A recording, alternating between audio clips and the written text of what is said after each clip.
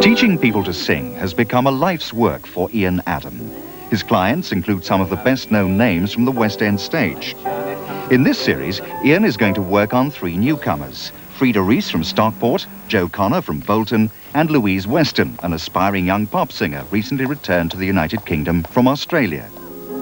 As well as improving and strengthening their voices, Ian, with the help of some star pupils, will show how songs should be performed and enjoyed. One of the greatest performers to come from Ian's stable is now the toast of Broadway. He first had lessons 14 years ago as he prepared for the musical Billy. Michael Crawford. It won't be long before I say my tatas. I belong to the stars. Some of us belong to the stars. Up there is where you find me.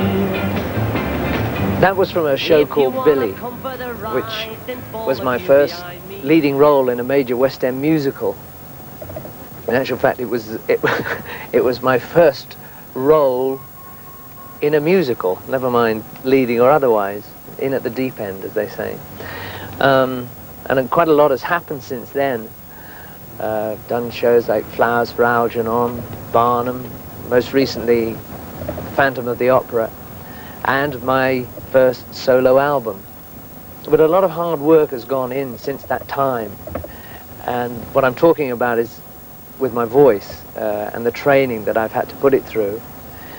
So you heard that recording of Billy, it was 14 years ago. And now, here I am, 14 years later, on Broadway in the Phantom of the Opera.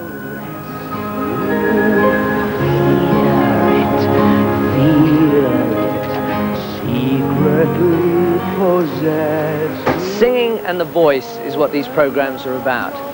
And the man who's worked with me throughout the last 14 years, helping me to sustain and develop my voice, is Ian Adam.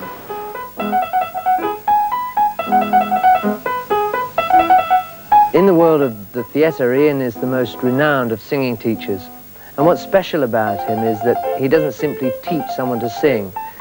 In all the years I've been with him, he's given me a terrific confidence in my own voice, together with a very necessary technique. When you first sang to me, Danny Boy, do you remember? Yes. And it was an extraordinary experience because you hung your head afterwards and said, I'm terribly sorry, I don't suppose, but you know, it's a musical, and it was a wonderful experience. And I said to you, and you, I think, fell over, was one of the prettiest voices I've heard. Do you not remember that? Yes, I remember you. This is, again, one of the important things of the way you teach, is that you give terrific confidence. And even though I didn't believe a word you said, I still thought, well, that's a nice... No, of course I didn't. But because I'd heard it as well. I mean, you forget I was there. So I went home and I thought, well, at least he wasn't putting me down, and I did begin to feel more confident, so that I came back then week after week. I mean, we're talking 14 years ago, yeah. But it is a very, very, very long process to change in such a way that, I mean, we've changed from the noise I made in Billy to the sounds I'll make now. It is a long journey. Phantom was the biggest journey of all. I mean, the music was very, very difficult. There were, I don't know what range I go. It's about 2.5 octaves, is it? Two octaves about. 2 octaves. Yes, 2 and a bit. Two and two notes, a la Mozart. He doesn't give me any credit. Sorry, so yes, I would say, someone who knows something about music said it was 2.5, but never mind. But he. No, it was only Andrew. So we do this journey, and the joins along the way must be invisible, so that in music of the night, when I go very, very high and very light at one point, that the truth, and then quite powerfully on the second journey around it, that was one of the hardest things to learn. Softly, deftly, music shall caress you. Hear it, feel it, secretly possess you. Open up your your mind, let your fantasies unwind in this darkness which you know you cannot fight. The darkness of the music of the night. I think every time you sing, it's an adventure, if you love music. And it has to be, an enjoyable adventure. You get over the initial stages of fear, which we all go through. In the meantime, I hope you have terrific success with the series, and good luck to the students.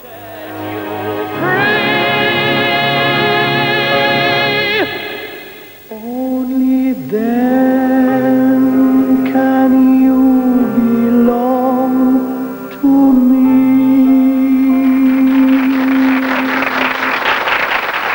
And each week, more of Ian's star pupils will be on hand to show off their voices and join in the songs with Frida, Joe and Louise. Tonight, Ian is joined by Philip Griffiths and Sian Phillips. Now I'm going to ask Joe Connor from Bolton to sing for us. Joe, you've actually been in musicals before. You've done, I think, Hans Andersen and various amateur things. musicals, yes. Hans Andersen, Godspell, West Side Story, South Pacific. That's quite a big casting, you know, across the board. Yes. Well, tonight you're going to sing Bring 'Em Home from Les Miserables. It's a very beautiful song, and in quite a different attitude. It's about the father who's desperately saying, this boy, please bring him back so that if I'm gone, he will look after my daughter. That's right. So, we'll just hear it. You don't mind if I stop you along the way? Not at all, no. Yeah?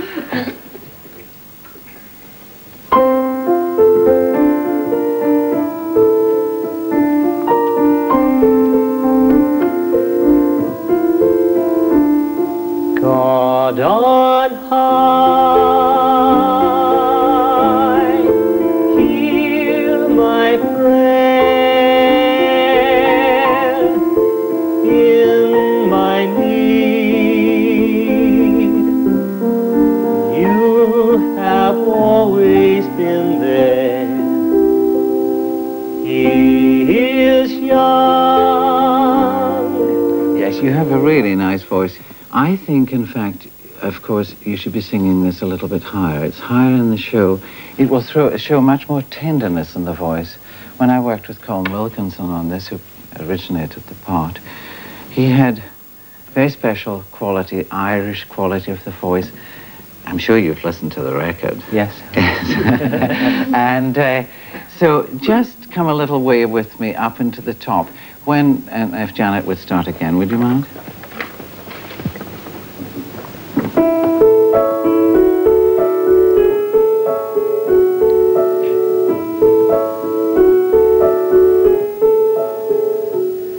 God on high, hear my prayer in my need. You have always been there. He is young, he's afraid. Very nice. You can see at once it's harder to sing, but the very fact that it's harder to sing sometimes makes it that little bit more moving. At the moment, and as we go on through these programs, I think we will show a little bit more overtone, a bit more fun, a bit more tenderness in the voice, a little bit more communication. We just do just one phrase before we leave you, because you're singing so well. When you say, try and get the overtone to come through the sound. So can we just play it where you say, God on high. There's an overtone in that sound. I'm overdoing it at the moment. Yes. But if I kept it on, it would still have that overtone in the sound. Yes. Rather like Janet's playing magically on the piano. So you get a wonderful harmonic feel. Does that make sense? Yes, to get the distance impression. Well, not only distance, but to give the feeling that there's a tenderness, there's a heart there, there's a relationship with words. Uh-huh. Yes? Yes. Can we just try? God on high, hear my prayer. Yes, that's the idea, but that's a little bit too far. much. Yes. That's too refined. That's too much the other way. We might get there in a third verse. Mm-hmm. You're doing beautifully. I always ask much more of the boys than I ask of the girls. But it's quite incredible. But thank you very much for the moment, Joe. Thank you. And Lovely. I will be giving you something through the program that I think will demonstrate this little factor of fun, of relationship, of things in the voice. Not to just get up there and sing. It's something terribly important. Mm-hmm. It's a relationship. Singing transcends speech. Yes. That's why we're here trying to do it terribly well. Do you believe that, sir? Yes, I think I do. Now, I would like to ask Frida Rees from Stockton. Stockport, forgive me, dear. Yes, oh, she's so lovely. You see, she brings me back to heel straight away. From Stockport, we mustn't get it wrong. And Frida is a young housewife and mother with children, and she wants to sing because it makes life a better place, don't you? Oh, yeah. And that's what I believe in as well. So, and she's going to sing for us tonight, Lyndon Lee by Vaughan Williams. That's right.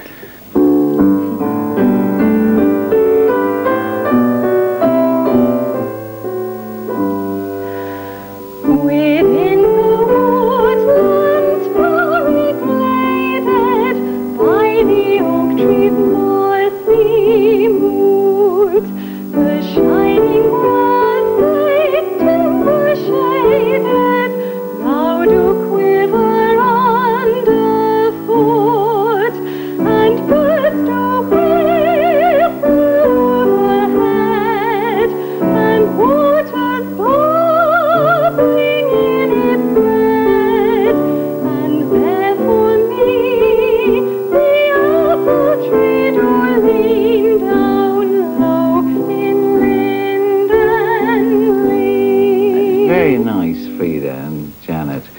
There's a nice relationship going on. It's so important to have a relationship with music.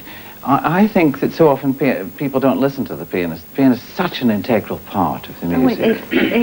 It's almost like a duet, you know. Well, it is isn't indeed, and that's exactly what it is. The only thing with this song, it's very tough, this song, because it's rather like a hymn. That's not being disparaging to Ray Vaughan Williams, but it's, you know, when we've been in church and we have that terrible thing, when are we going to, and everyone's breathing here. Of course, they're not breathing in their diaphragm when that's happening, but that's neither here nor there. And it is at a point, and Bach is like singing that as well. There's nowhere it seems to breathe. But we'll learn that along the way very well, Frida. But again, this is a relationship with words. I say this over and over again. You paint the picture, the story of this song. It's such a beautiful song. Could we maybe do, should we do the second verse? Right. Yes?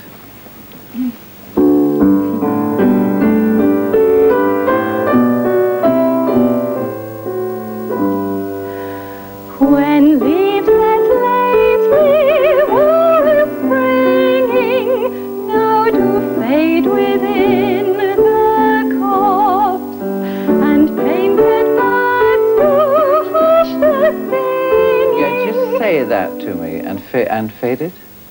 Painted birds. And painted birds do what? Painted birds do hush their singing. And when you say, and Oh. painted birds do hush their singing, if you were saying that to me and you kind of liked me, you wouldn't say, and painted birds do hush their singing. You would say, you know, Ian, it's painted birds do hush their singing. And you would say it inside yourself, wouldn't you, as well? You would connect inside yourself. You would support this first word we're going to use a little bit. We haven't got on to the exercising yet, but we will. Can we just try that? Just saying the words. Say them again to me before you do it. And painted birds do hush their singing up upon the timber tops. Now, and very sweet it is. Now, you just sing it the same way and just feel that you've lifted it inside yourself a little bit. When leaves that lately were springing now do fade within the copse, and painted birds do hush their singing.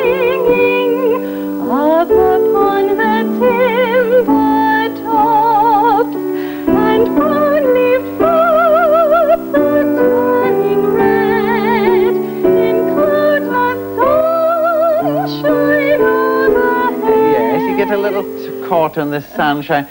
Sunshine overhead.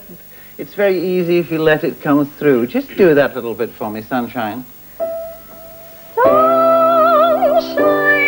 Don't get caught up with the word again. This is something we would do, and I would doing something a little higher than this with you, because I think you're a little stuck in a little high bridge part of the voice.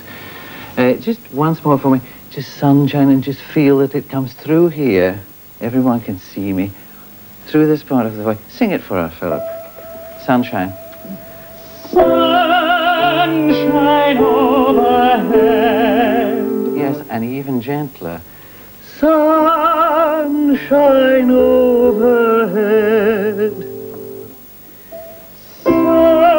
Sunshine overhead. Great, now you're going to sing it. So easy. Sunshine, yes. Sunshine overhead. Yes, it's just that you lose the sunshine at the moment, but my goodness, you're going to have a lot of sun in your life. Thanks very much. Thank you. Now I'm going to come to Louise Weston from Stoke-on-Trent, the great pottery town originally, but been living in Australia, in Perth, Australia, for about, what, 15 years? 14 years? Yes, 15 years. And she's 17 now and wants to be a pop singer. This is the great advent. Now, you're going to sing for me. How Can I Reason? How Can I Reason? Yes. Now, this is a very difficult situation for a pop singer to be in. They're not usually in a studio for a start like this with not a relationship with microphones and things, and they have backings. They don't usually have nice pianists like Janet to play for them. We do at home do that. I worked with Barbara Dixon, all sorts of people who, in fact, work just that way and work from the piano first. Okay? Fine.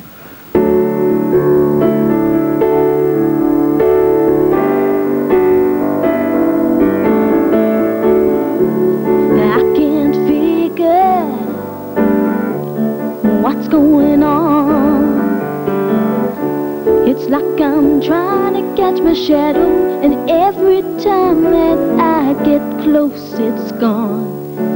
I ain't worried, just confused.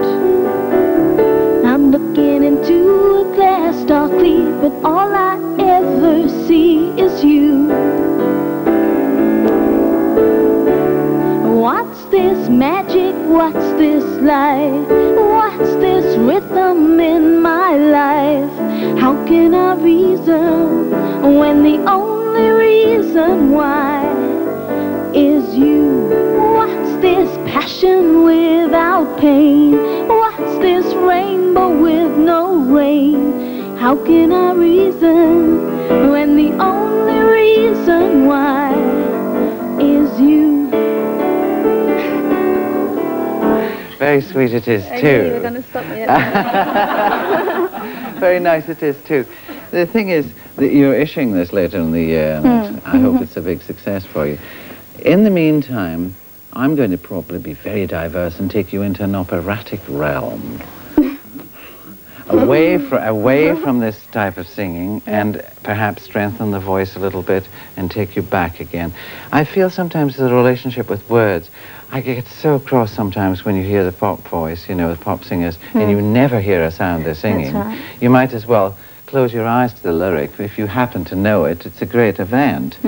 But having said that, the people who are very successful as pop singers, usually you hear the words, and they have a strange communication. I have a great respect for pop singers because they have an enormous sense of work and dedication to get to where they usually are. And they do have a special quality that's totally of them, and I feel that's what we've got to do with you, Louise. I'm not going to lose you and take you into another realm. I'm going to take you into, I hope, an operatic sense of singing with your voice that brings you back to this, that it's an easier communication. Can you believe me? I don't know. I'll just say yes. Well, don't say yes if you don't mean it, but I think you No, I probably do. do. Thanks so much just Thank you, now. Mark. Thank you. Now, from here, I would like to take you along the way to some singing technique. I've listened to the singers.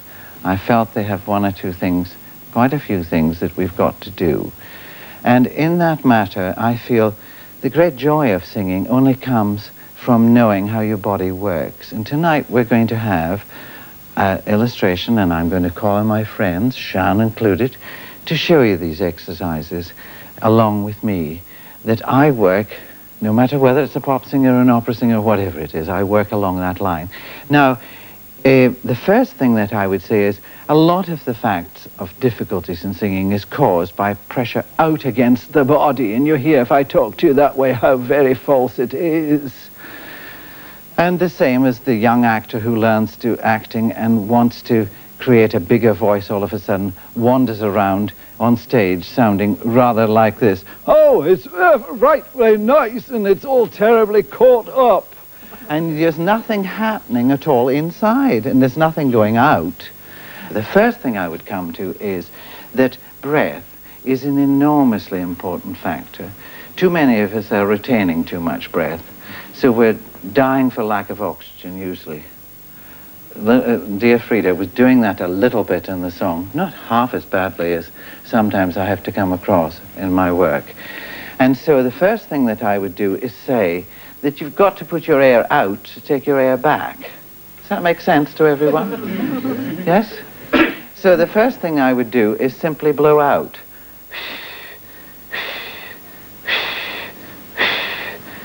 Sian, what does that do for you when you do that? It liberates. I mean, it makes me able to have a breath and feel yes. I'm full of air. Well, it's like that sort of guardsman who's standing on parade with his chest out, and we've all been told to do this if we're boys at school. Maybe they're not told anymore. I mean, the young ones here can tell me if that happens anymore. Chest out, those gym instructors are saying to you, and standing like this. You're not getting any air. No wonder they pass out in the parade. No wonder those guardsmen pass out one. I know the heat and everything, and here they are, only using the top of the lungs. The lungs are that shape and have got to be energized from the bottom up, and you can't fill a milk bottle from the top down. So the first exercise I'm going to do tonight is simply, and I'm going to ask all my friends here to do it. It's very easy. Let's try.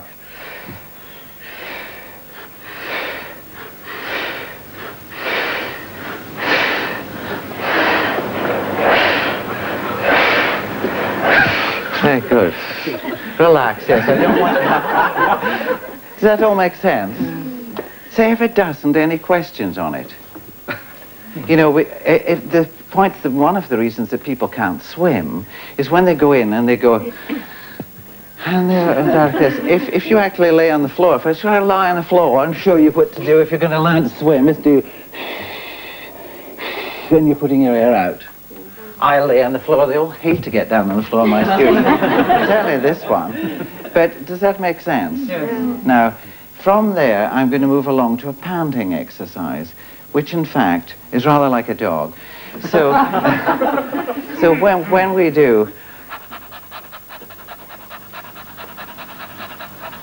I would like to ask you what you think that would be good for. Relaxation? Yes, you're absolutely right. It's very good for relaxation, and it's the quickest way to put oxygen to the bloodstream. I have many pregnant ladies who come to me for singing lessons, not reasonably that they're pregnant and come for singing lessons, but they come because they're artists who are working in the theatre, and they keep up the lessons right up until the end, usually, before they're going to have a child. And I find that so often they're not told why they're being taught these exercises. A man will never know about childbirth, but basically what happens is that before the child is born, the relaxation process, and to get oxygen quickly to the bloodstream, is a very good exercise to do the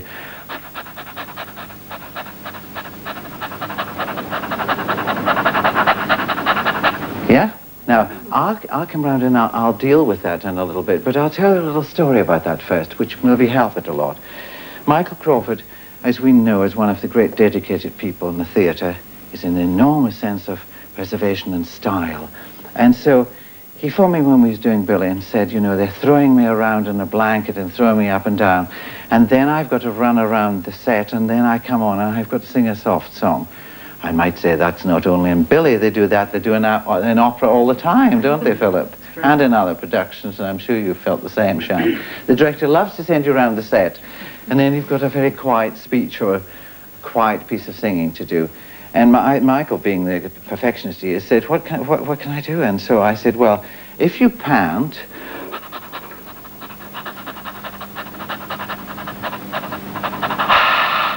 you'll free this in the time you've got round. He said, I said, how long have you got? He said, I think it's 17 seconds or 20 seconds. And I said, that should be enough. He phoned me at 4 o'clock to say, it works. Would we just try that? And remember, it's just simply give and take, breath out and back.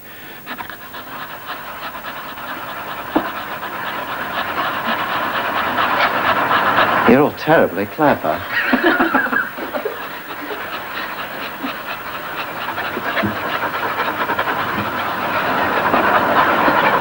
I'm very impressed. Relax, yeah? Yeah, but see how good you are. Let's do just my students here tonight and my guests. Would you just do a little running trick around the studio? Would you mind following my leader around the studio? And this might make a terrible noise, now I get sent away. Okay, well, I'll come by, if I lead the way, you just follow me around, and we're going to run for a bit, and then do this exercise following it, just to show how quickly you get your breath back. We're off. And we're off. We're just running around the studio. Now, it's very good. We've got a lot of running here. Come on, off we go. You're too slow, Frida. Around we go. Off we go. Quicker, Frida. We're off. We're off. Now. Okay, now. Take your places. Now, let's all pant.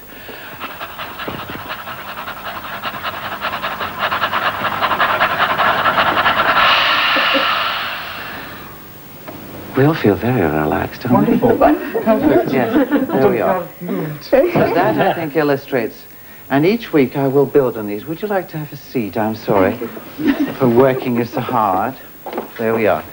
And each week I will build on these. We will work on further breathing exercises because I feel it's an all-important thing. I have sometimes ladies of 82 and onwards who write me saying that they've lost their breath, they can't support. And some of them, a very dear lady who corresponds with me who's 92, and she says that she just wants to be able to sing the hymns on Sunday on television. And I think that's what singing's about, to have that joy to be able to do that. It's a wonderful experience. Now, moving straight along, I would like now to give my new students, and here I will ask Sian and various people to help me, but I want to give you something that will perhaps bring you a little forward. Then you can sing your lovely songs by Vaughan Williams, perhaps a little easier. This song, actually, I'm going to give you, Frida, is by Andrew Lloyd Webber. It's from his show, Jeeves. But just do a little try to see if you like it. If you hate it, you know, you can say no. Can we just try? And...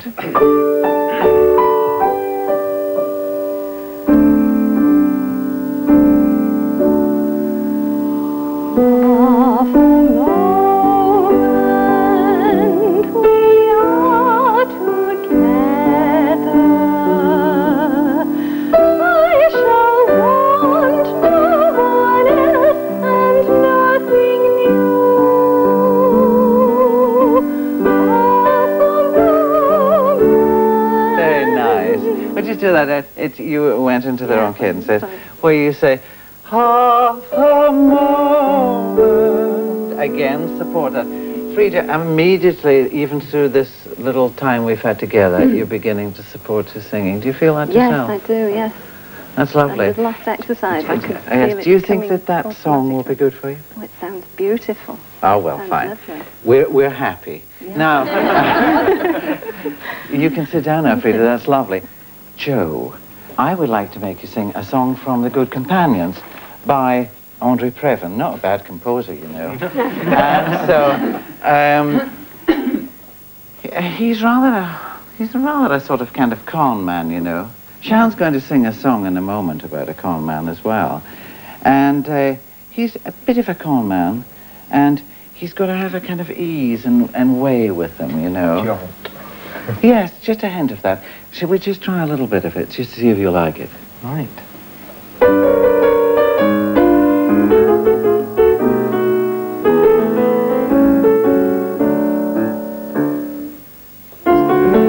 corner to the Rose and Crown, very best in town, the blooming Rose and Crown.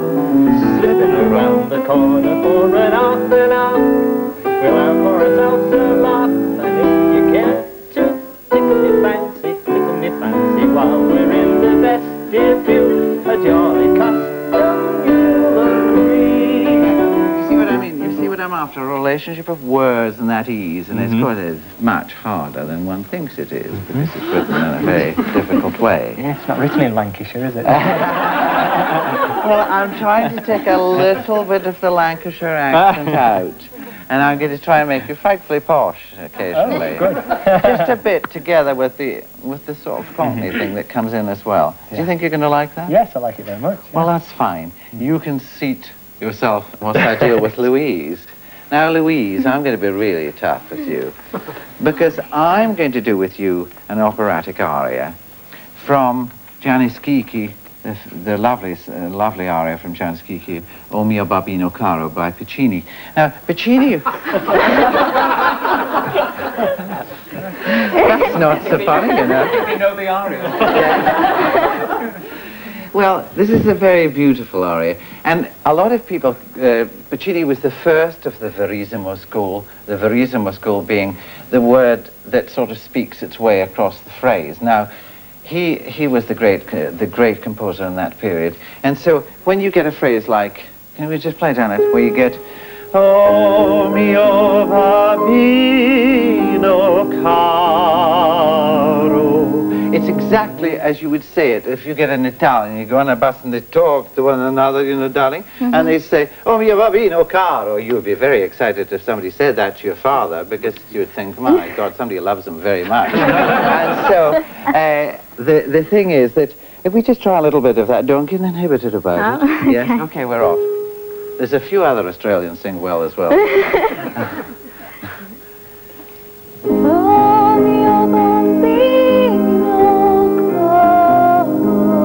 It's a bit poppy at the moment here. I love you. I'm used to drums and it. Yeah.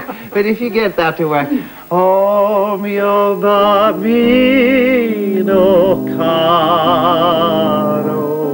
She's doing a bit of a con trick as well, because she knows the father's up to dirty deeds, and so she's going to have the boy she likes and not somebody she doesn't like. So let's try, yes? Oh mio bambino caro. Yeah, I don't like the rock step in it. You're doing a bit of Joe earlier. Oh mio babbino caro. We just try that again? Oh mio bambino caro. That's better, but you're singing Bambino, and that's about a baby. It's Babbino is about your dad. I see. Yeah? Can we just try that? No, you're doing very well. It's quite hard. And connect in your body, just support it a little bit through that phrase. Can we just try? Oh mio bambino caro. Mi piace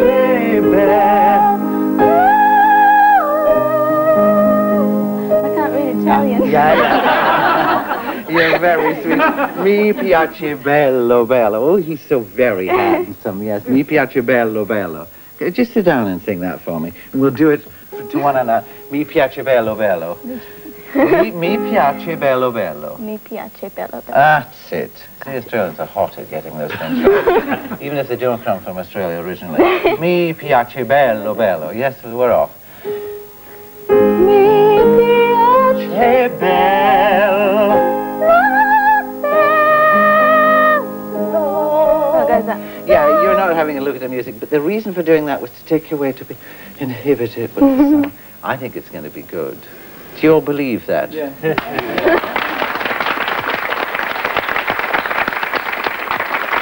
And now I come to my star guest tonight, Sian Phillips, who came to tremendous fame in a musical in London, Pal Joey. And I'd like Sian to tell you a little bit about our meeting before we worked on it, can we? It was more like a collision, wasn't it? It was terrible. I was terrified because for the first time in my life I'd been asked to be in a musical, and I turned it down because I don't sing. I'd never sung in public. And so I thought I would come to you and see what the prospects were, because I not only had to sing the musical, but I knew that if it ran, I would, even for the 6 weeks it was intended to run, I would have to sing it 8 times a week. And I didn't know if it was physically possible for me to do that. I had no idea. And, well, if it hadn't been for you, you said, yes, you can. And like a fool, I believed you. I don't know why. No, not like a fool, you believe me. Well, I believed you, and you taught me, you assembled my voice from nothing in 6 weeks, so at least I could get on stage without fainting, because it was as bad as that. I was petrified. And over the months and years, I still do my exercises every day and come to you for lessons. I might say even in a field in the rain, I've heard about it. True. It's Before true. she went to the theatre in Pal Joey at night, she would do her exercises. Yeah. I think you were doing the Churchills at the time. Yes, Churchills, yeah. yes, oh yes. I got this wonderful, wonderful story about her under an umbrella with her tape recorder doing her. It's wonderful. Can we hear it? We're going to actually let them into a little secret. When we first did it, it was down almost an octave. Mm-hmm. She got wonderful reviews. They all said she was like Marlene Dietrich. She's much more beautiful. And the thing is that tonight we're going to put it up very near into the original key, and certainly as it was sung on Broadway. Mm. Can I ask you to sing it? Lovely, thank you. From Pal Joey. Thank you. What is a man? Right.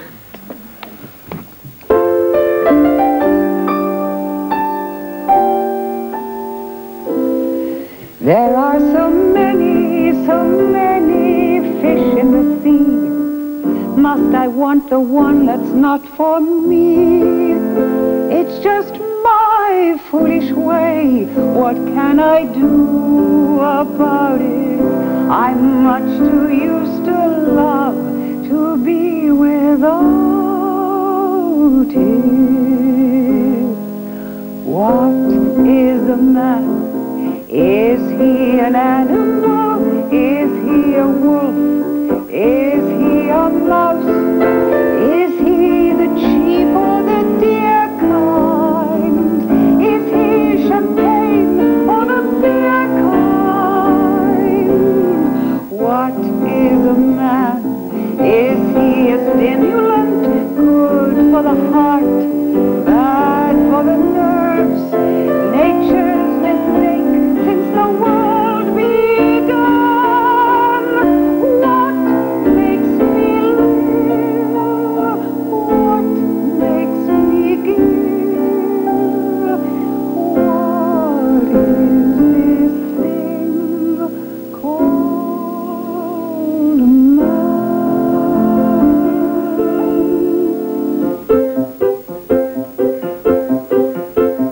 Hello, Jack. Can't keep the appointment. Have an awful cold. Hello, Frank. Have to meet my husband. Please don't scold.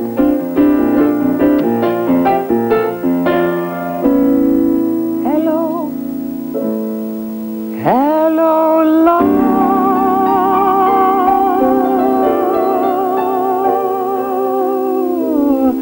What is a man? Is he a stimulant? Good for the heart, bad for the nerves. From Charlie Chaplin to Charlie Chan, all have one trick, one that is slick. What is this